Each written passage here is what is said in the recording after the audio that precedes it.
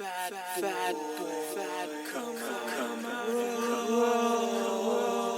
know we had to do a podcast, right?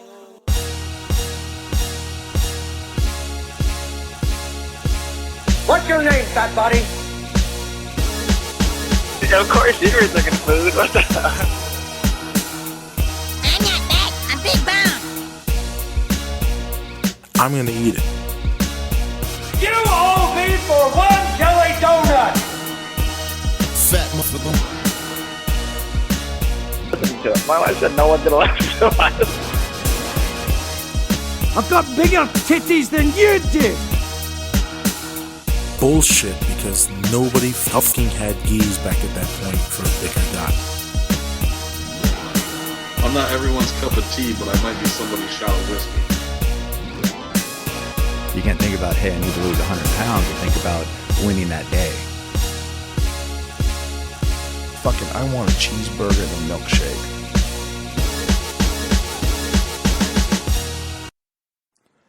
Yo, what's up, fat leets, and welcome to episode 28 of the Fat Boy Jiu-Jitsu podcast.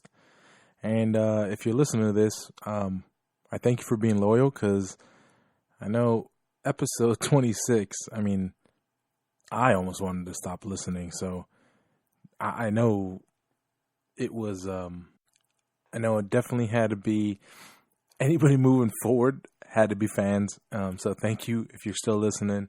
I appreciate it. I think the only reason I've been able to get off for 2 weeks is because of how horrible episode 26 was. I hope you enjoyed episode 27. And 28 is going to be kind of a little more of that. I want to talk, because this is just so fresh in my mind. Tonight, so if you've been following the page, I've been posting, trying to post a lot more.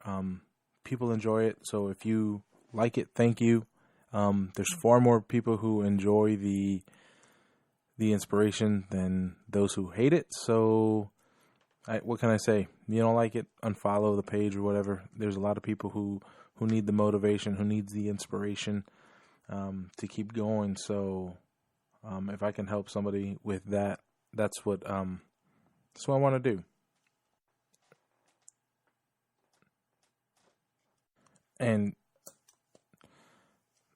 I think tonight was good for me. I needed to be humbled like that.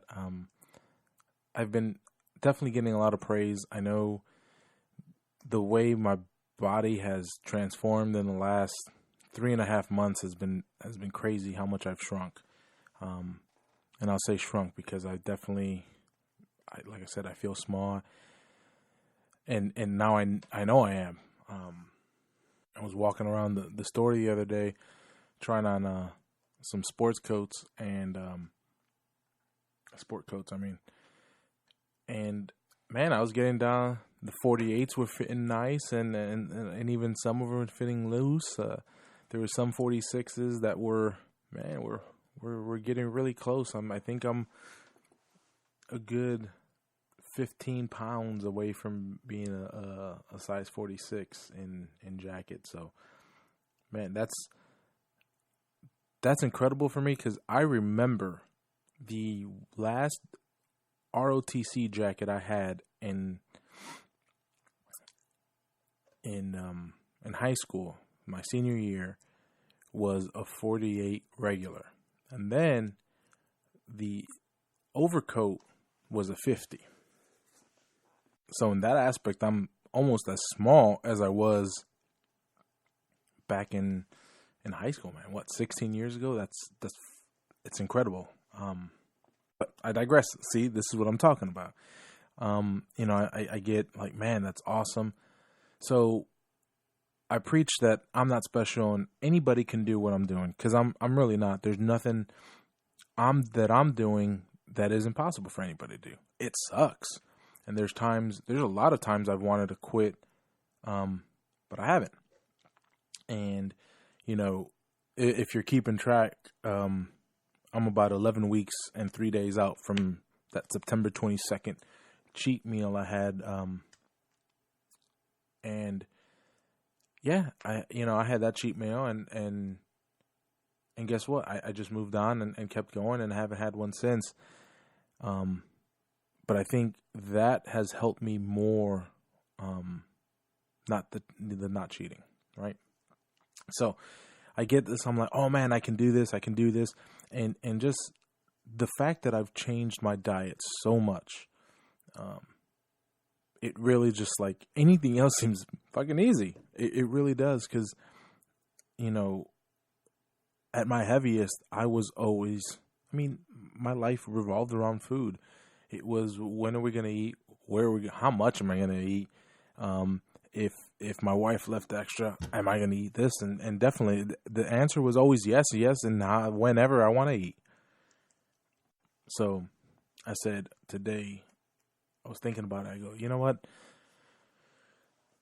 There's a marker that I've been kind of avoiding because I hate running. I really do.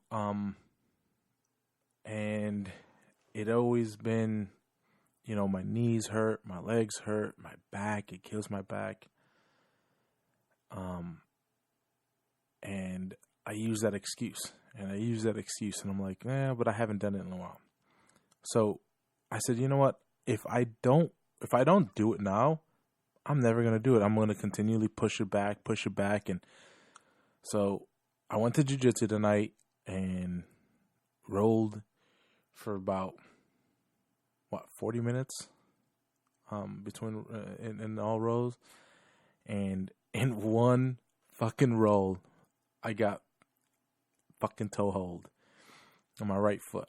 And it feels like I have just my plantar fasciitis is just annoying right now. Just sore from fighting the toe hold, right?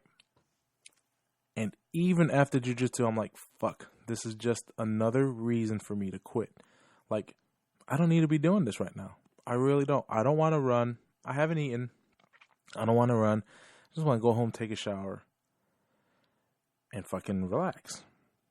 Well, I definitely fought that urge. When I had just put on a shirt that I had, a high reflective shirt, tied my shoes, put some socks on, took off my gi pants, put on some shorts, and I go, I'm going for this fucking run. And I was nervous. I stretched a lot. And when I said it in the video I had posted on Instagram, I don't really fucking stretch to go to jiu-jitsu. We warm up and sometimes you don't. But you don't see me like, I'm not stretching the whole time. I'm like, oh, we're going to do it. We're going to roll. And I kind of, we'll start off light, and that's the warm up. That's when I get loose, which is fucking terrible. Don't do what I'm doing. You need to stretch. Definitely. And I try to stretch afterwards anyways. So I start the timer on my heart rate monitor, which I actually haven't looked at what my heart rate was doing. But start the timer, and I go, I'm gonna start running. So start, and I say running, but it honestly was more of a brisk jog or a light jog. A mile and a half in 2012 is slow. It is. I've done it faster. I know I've done it faster. But I did it. I didn't stop moving. Definitely something I can work on. I will say I feel a lot fucking better. It sucked the whole way. It sucked. The about the fifth step in, or the fifth stride in, my calf, I felt my calf was on fire, and I was like, this is gonna fucking suck. And I was so close to the house, I'm like, man, I can stop right now. Nobody's watching me. I can stop. But I pushed through. And the whole way sucked. But my knees felt better. My ankles felt better. My breathing is fucking on point. I can actually breathe now. And now it's just a matter of working on time. I mean, the only way I'm going to get faster is if I do it more. So as much as I fucking hate doing it, I want to incorporate more running into it. I think in the long run it's going to be better for me, right? Everybody loves some road work. So here's a couple of questions I get all the time, and hopefully I can address them. And, if I got to go into further detail, let me try to go into as much detail as I can now. And if I got to expand on it later, I'll do that. Pre-workouts. Question number 1 is, how many carbs are in your pre-workout, and do you take pre-workout? Well, I don't take any pre-workout. Since I started keto, I do not. In the very, very beginning, it was before I became fat adaptive, and even starting, the first couple of weeks of being fat adapted, or what I thought was I was fat adapted. I noticed that my workouts, they were sluggish, they were horrible. If I didn't eat, 2 or 3 hours before, it was going to be bad. So I remember it was one of them was the first week I started keto. Went to jiu-jitsu. We started warming up, and the warm up, I had just, my body was giving out. I had no go, had the worst feeling in my stomach, and I just wanted to curl over and die. Before that, the only other time I had that exact same feeling, I think I was 16. I went to go have a fasting lab. And at that time, I used to smoke. And I fucking smoked like a chimney. When I was in high school, I smoked like it was the fucking thing to do. Probably 2 packs a day. And it was always, mostly when I was driving. When I was driving, there was definitely a cigarette. And I would light one cigarette with the previous. So, and, I was fasting. I had a cigarette. And the minute the tech put the needle in my arm, I felt flush. And then I fucking passed out. Woke up to her giving me this orange juice concoction, and within 10 minutes, so definitely, I feel like that was a sugar crash, right? That's exact same feeling I had that jiu-jitsu night.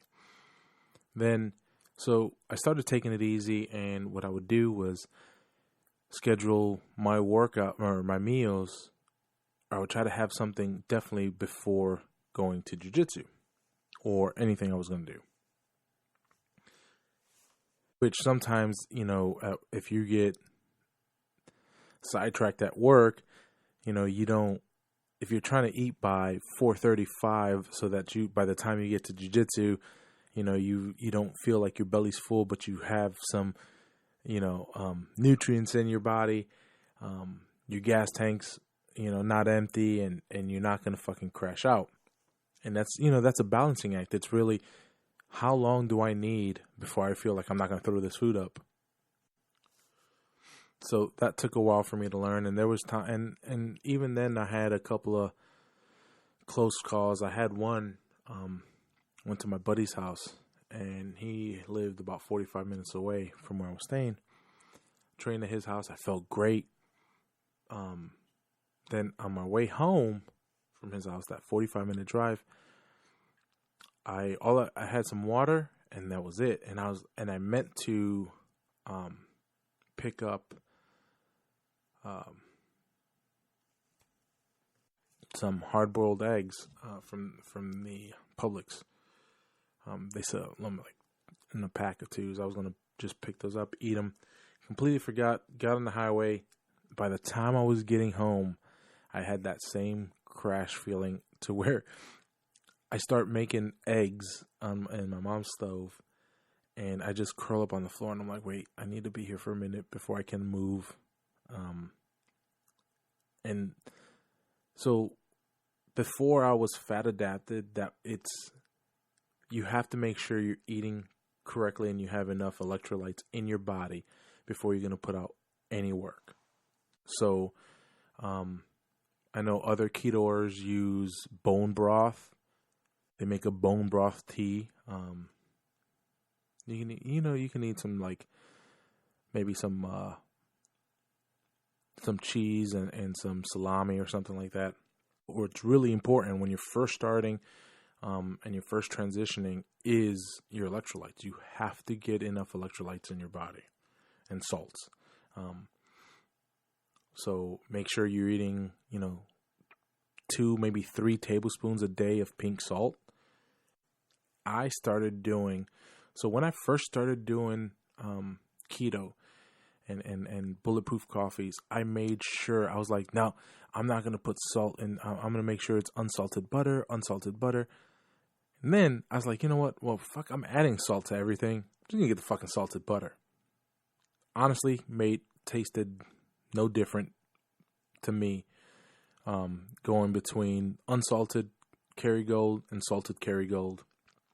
All I know is I'm getting enough. I'm definitely getting enough salt now. But then there comes a time, not like now, where I don't even worry about when's the last time I ate, or actually today went to jiu-jitsu. So I had, for lunch today, I had Chipotle. So I had my Chipotle salad, extra sour cream, extra cheese, guac, and then I always get an extra side of guac. Ate that. Was 1:30 because I actually got back to lunch a little late. Had to pick up my lunch. But I had that about 1:30. Went to jiu-jitsu at 7. Trained until about 8:30. And then came home and went for that run. And right now I'm in fasting mode, and I'm living life. I'm doing great. I feel great. So to the pre-workout question, I honestly feel like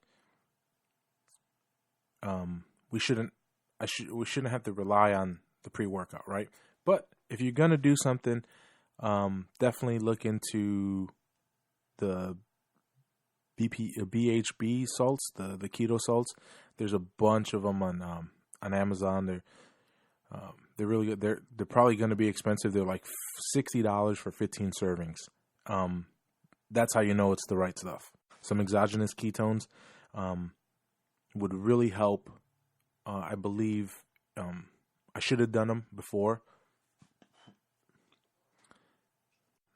but the exogenous ketones definitely help when you are first starting and you feel like you need that pre-workout jump. The ketones help. So the other question I get is about how many calories and what my macros are like, and how I incorporate that into the fasting that I do, right? And I say the fasting I do because there's plenty of believers that a bulletproof coffee is okay when you're fasting, and others that don't. And the true definition would probably be no, because there's some carbs in the heavy whipping cream. Because when you really fast, you stick to water, black coffee. I know some people do like a spoon or a tablespoon of MCT oil, because that's like really just all fat, and that keeps them satiated. But I guess you can consider that I cheat, because I do a bulletproof coffee in the morning, and I try to keep my eating window between noon and 8 p.m. just so that it's a 16-8. When I first started, I made sure I was trying to eat to the macros and eat to the calories, and make sure that I had enough. And one thing I learned on being on this diet was when I was full. And it's so crazy to me that it took me close to 35 years to learn this.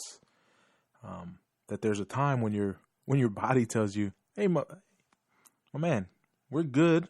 You don't need to send any more food down the pipeline.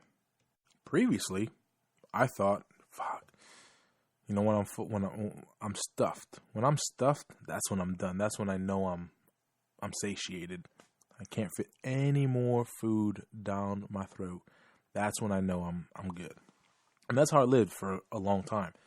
And even when I was doing, you know, I hated when I was doing paleo, because I was doing just eating chicken, vegetables, and some salad. And I was like, oh, I still want some food. I still want some food. And you're just always dying for food. Well, when I first started keto, I was tracking everything.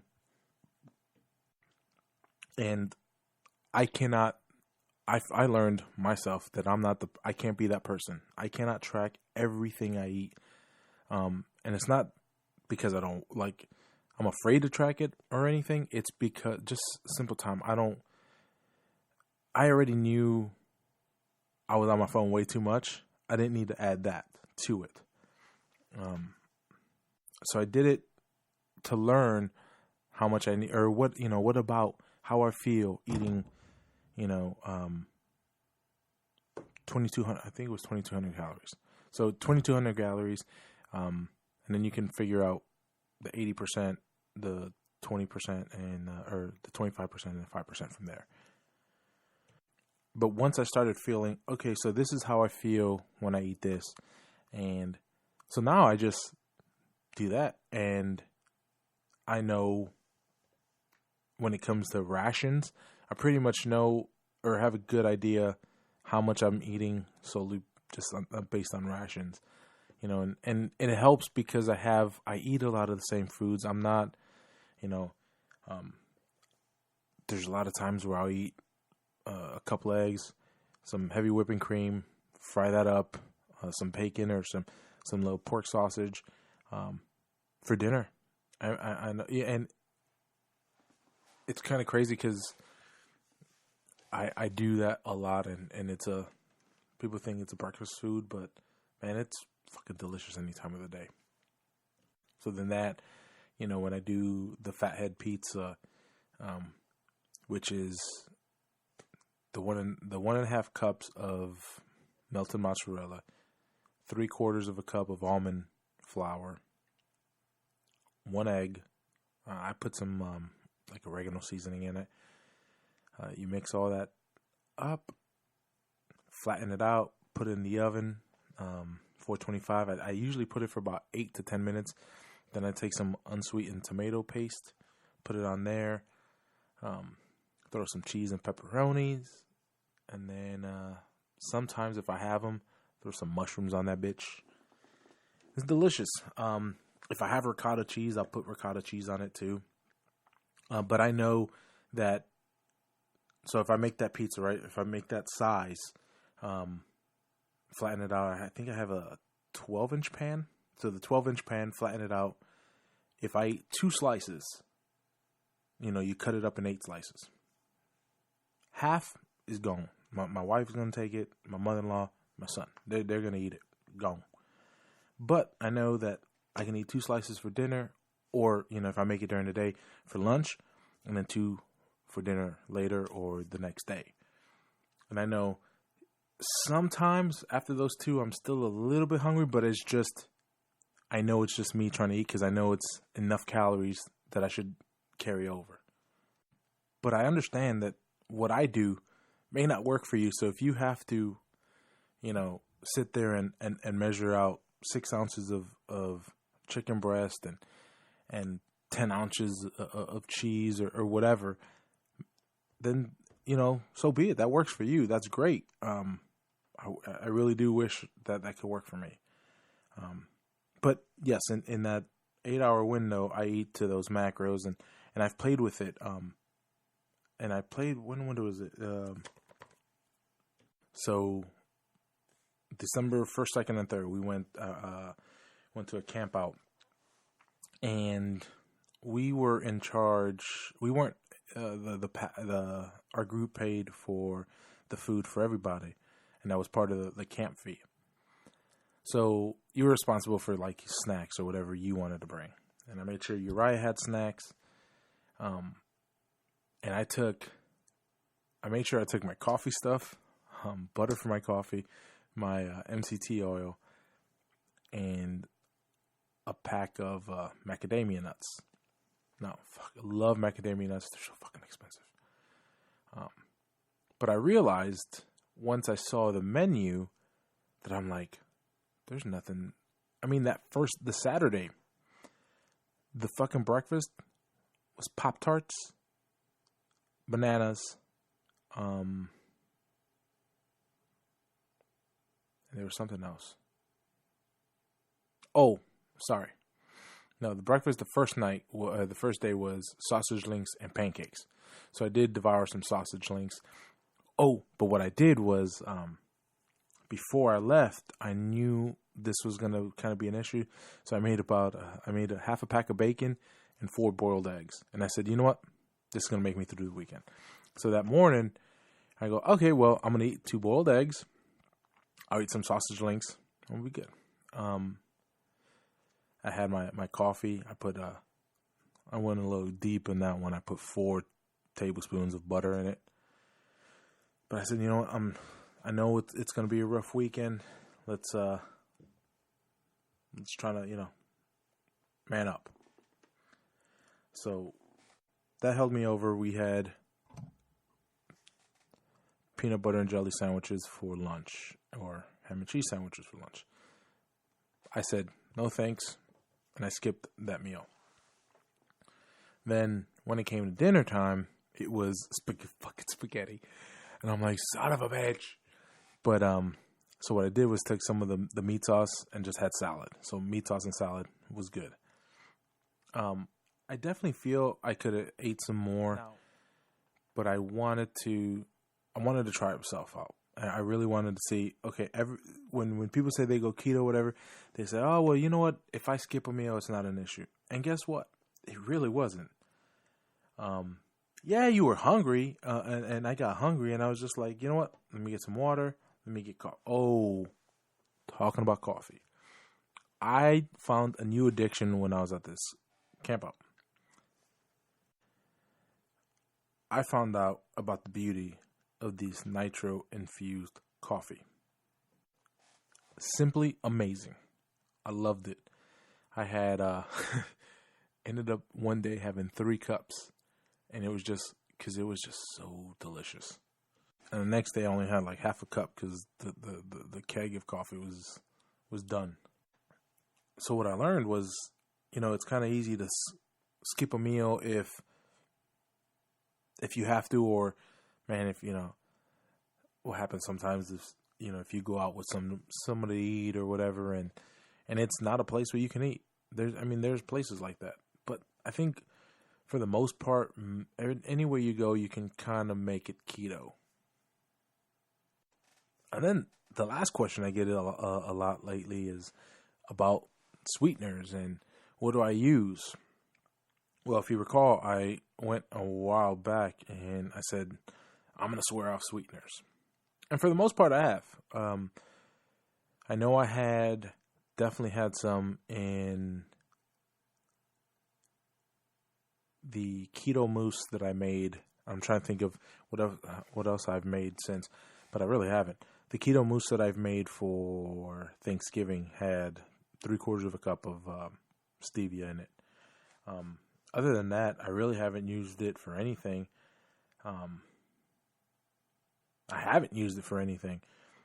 I started drinking, and because I got sweets out of my palate, I'm drinking black coffee. I can sit there and drink black coffee, no problem. The LaCroix, whatever you want to call them, the sparkling waters are so delicious to me now. And you know what? No, 2 weeks ago I had a Zevia. The day of the camp out, we went on Friday. On the way there, I bought a Zevia. A cream soda. Man, those cream soda Zevias are the shit. If you haven't had one, you're missing out. But I did have one for then, so, that's obviously sweetened with stevia. But like I said, for the most part, I don't have them. They're out of my diet, and it's funny because now I feel like I can jump in and out of having a sweetener or not having a sweetener, whereas before, everything needed to be sweet. I needed the things to be sweet for them to taste good. And it's completely different, so that's amazing. And being able to drink a straight black coffee is amazing when you go to Starbucks and it's only, $2.30 or $2.40 for, a cup of coffee. And then I get asked about tips and tricks. And to be honest, what I think people are trying to get at is, how can I do keto but not change or still kind of live the life that I'm living? And or eat a certain way. I think a lot of people, it's hard. I mean, definitely hard. Like I said, I tried it several times. This was the third time I had tried keto. And before, it's really the cheating. The cheating on the keto, I think, kills you. And the longer you can go without a cheat day or a cheat meal, the easier it gets. My trick is knowing that cheat meal is fucking so bad. How am I going to feel? I'm going to feel like absolute dog shit. So it's easy for me not to eat it. It really is. Do I want it? Yeah. Sometimes I do. Sometimes, when I walk through the bread aisle or the bakery in Publix, I'm like, man, look at that fucking carrot cake. Look at that red velvet. But you know what? I'm like, okay. I know what it feels like. I've had those before. I don't need it. And I know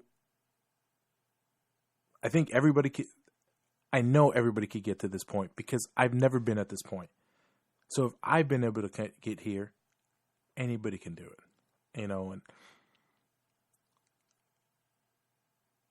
I think that I'm not special. I'm really not. And I think that's why that the video of me running today and me trying that run was to prove I'm not special, man. I can't run 1.5 miles in under 20 minutes. There's nothing fucking special about me, The only reason why I've been able to do what I'm doing is because I take it one day at a time, and I, just keep moving. So, and like I said, I know if I've done it, you can do it too. So if you have any more questions, definitely, hit me up on Facebook, on the Facebook fan page at Fatboy Jiu-Jitsu, at Fatboy BJJ on Instagram, and at Fatboy Jiu-Jitsu on Twitter. Thank you for everybody for liking my journey, for following my journey, for sticking with me through this journey. And those of you who've been, since I started Fatboy, you guys have seen me try and fail several times. So thank you to everybody. Love you guys, and see you in the next podcast. Peace. Thank you for listening to the Fatboy Podcast. Have a nice day.